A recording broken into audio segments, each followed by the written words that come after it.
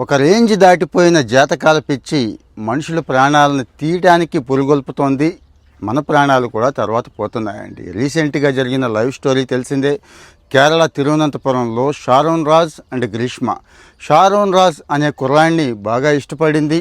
జ్యూస్లో poison కలిపి చంపేసింది ఆ అమ్మాయి అండి.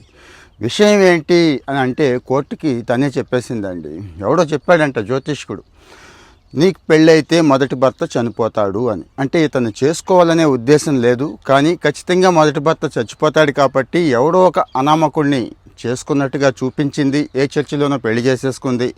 వాడికి జ్యూస్లో పాయిజన్ కలిపి ఇచ్చేసిందండి. ఇందులో పిటి ఏంటంటే ఈ అమ్మాయి తల్లిదండ్రులు కూడా ఈ అమ్మాయికి హెల్ప్ చేశారు ఈ విషయంలో, వాడిని చంపేసే విషయంలో. అంటే జ్యోతిష్యాన్ని ఎంత దారుణంగా ఎంత పిచ్చిగా నమ్ముతున్నారో చూడండి.